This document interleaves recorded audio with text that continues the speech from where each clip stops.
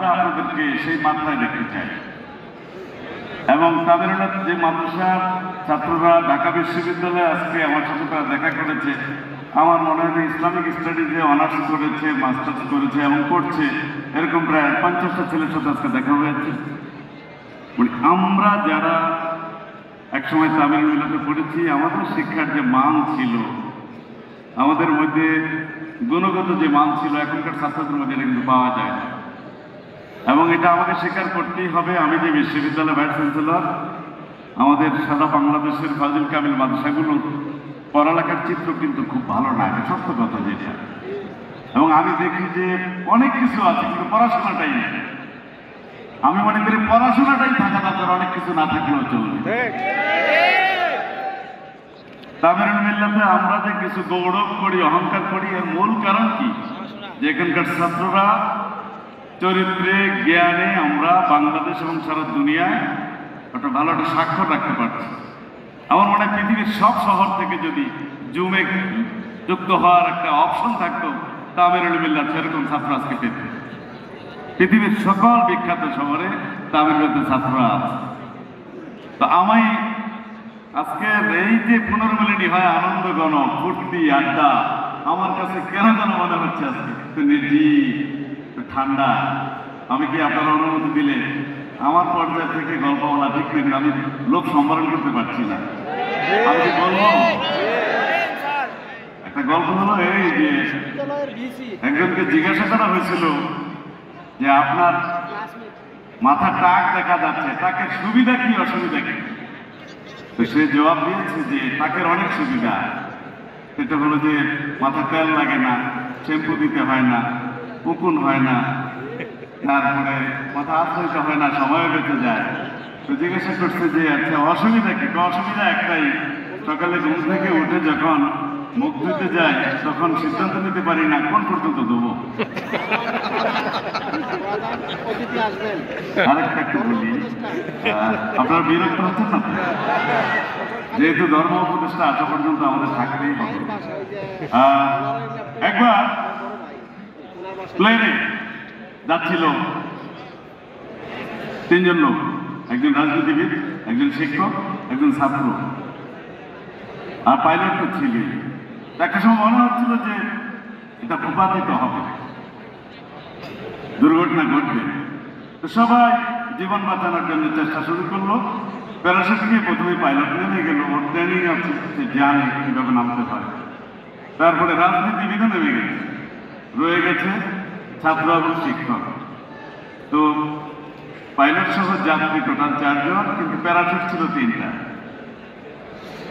ওনারা 2 জন তো 2টা ব্যবহার করে ফেলছে, আর আছে প্যারাশুট একটা। মানুষ কয়জন?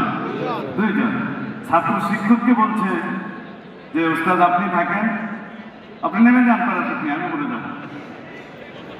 আর শিক্ষক বলছে না, তুমি বয়সের নবীন, আমি বুড়া লোক, এমনি বলে যাবো, বরং আমি থাকি, তুমি নেমে যাও। তো ছাত্র বলছে ঠিক আছে, আমি একটু ঘুরে আসি। ঘুরে আসলো 2টো প্যারাশুট নিয়ে। শিক্ষক বললো তুমি 2টা পাইলা কই? থাকার কথা তো একটা। বললো যে আসলে রাজনীতিবিদ তাড়াহুড়া করে আমার স্কুল ব্যাগ নিয়ে লাভ দিচ্ছে, প্যারাশুট 2টাই রয়ে গেছে। আচ্ছা, এটা তো প্লেনের বক্তৃতা করলাম। বাসে একবার এক লোক সিগারেট খাচ্ছিল।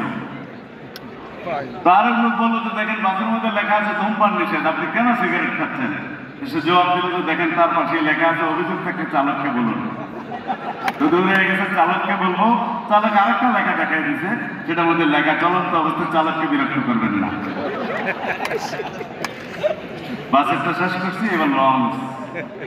তো লঞ্চে আপনারা জানেন যাদের পয়সা কম তারা ডেকে যায়, এরকম ডেকের মধ্যে বিছানা তাদের বিছায়া, হ্যাঁ, ওই যে গাজী সাহেব আসতেছে, তামিলনাড়ুতে মুফাসসির, প্রায় তো ডেকে যায়। ওরা সাথে মিলে গেছে, তো আপনিও যান, তাহলে কেবিনে কারা উঠে। যাই হোক, দেখে গভীর রাতে চুলকানি আসছে। আর রাতের মধ্যে তো বুঝতেই পারতেছেন, চুলকেটে পাশের জনকে চুলকেটেছিল। তো যাকে চুলকাচ্ছে সে জেগে এই ব্যক্তিকে জাগাইলে যে ভাই আপনি করতেছেন কি? কেন আমি কি করতেছি? বললো যে আমি তো এতক্ষণ আমার চুলকেছি। তাই নাকি? তাই তো বলি সারা রাত চুলকাইলাম, মজা পেলাম না কেন? তো যাই হোক, হ্যাঁ, আমরা তাদের মিল্লাতের শিক্ষা নিয়েছি, আমাদের জীবনে সততার যতটুকু আছে, আমরা কখনো সত্য বিচ্যুত হইনি, আমরা কখনো পথহারা হইনি এবং হবও না ইনশাআল্লাহ। এর পিছনে অবশ্যই তাদের মিল্লাতের অবদান আছে। এবং আপনারা শুনলে অবাক হবেন যে এখন বছর নিজাম ছিল 2011 সালে হজের 1 মাস আগে আমাকে ফোন দিয়েছিলেন আমাদের উস্তাদ আনম রশিদ আহমদ, বললেন শামসুল আলম তুমি কি হজে যাবে? আমি বললাম অবশ্যই, কে না হজে যেতে চায়। বললো যে তুমি আমার আরো ছাত্র যারা বিশ্ববিদ্যালয়ের শিক্ষক আছে তাদের নাম দাও। এবং ঠিকই উনি 2011 সালে আমাকে, নিজামকে, আরো যেন কাকে সৌদি বাদশাহ রাজকীয় গেস্ট হিসেবে হজে পাঠিয়ে দিয়েছিলেন। 1 পয়সা আমাদের খরচ হয়নি। আলহামদুলিল্লাহ, এমন শিক্ষকদের কাছে আমরা পড়েছি, এটা আমাদের জন্য অহংকার। এবং আমি ঢাকা বিশ্ববিদ্যালয় ছোট করতে চাই না, কিন্তু ঢাকা বিশ্ববিদ্যালয়ের চেয়ে আমরা তামিরুল মিল্লাতে তার চেয়ে কম মানের শিক্ষক পাইনি, আরো ভালো মানের শিক্ষক পেয়েছি।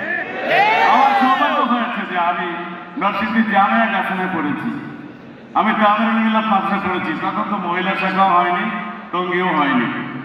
আমি ঢাকা বিশ্ববিদ্যালয়ে পড়েছি, ঢাকা আলিয়া মাদ্রাসা পড়েছি। এই জন্য আলহামদুলিল্লাহ আমি তৃপ্ত যে আমি বড় বড় উস্তাদের কাছে পড়েছি। আমাদের গ্রামে বলা হয় যে বাবা বানায় পুত, কিন্তু শিক্ষক বানায়, বাবা বানায় ভূত, শিক্ষক বানায় পুত। সত্যিকার মানুষ ওনারা আমাদেরকে বানিয়েছেন। তো আমরা এই তামিরুল মিল্লাতের জন্য আমাদের অনেক কিছু, দুনিয়ার সব এলামনাইরা কিন্তু তার প্রতিষ্ঠানের জন্য অবদান রাখে। আমরা আমাদের এই প্রতিষ্ঠানের জন্য অবদান রাখতে চাই। এবং আমার মনে হয় যে এই সম্মেলনের মধ্যে একটা কমিটি হওয়া উচিত, একটা স্থায়ী কমিটি হওয়া উচিত।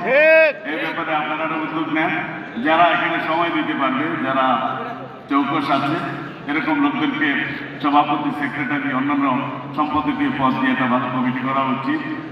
ভবিষ্যতে ইনশাল্লাহ আবার আমাদের দেখা হবে। আজকের দিনটা আমরা আনন্দে ডুবেছিলাম এবং আমার বন্ধুদেরকে আজকে 37 বছর পরে দেখেছি, অনেকে গাদা দানা হয়ে গেছে। বিরাট সময়, এই যে সুযোগটা আমাদের করে দিয়েছেন, এটা আমাদের সারা জীবন মনে থাকবে। আমাদের জন্য দোয়া করবেন যাতে করে আলিয়া মাদ্রাসাগুলির জন্য আমরা কাজ করতে পারি এবং আলিয়া মাদ্রাসার ঐতিহ্যে আবার আমরা ফিরিয়ে আনতে পারি। এই কথা বলে শেষ করলাম। আসসালামু আলাইকুম ওয়া রাহমাতুল্লাহ।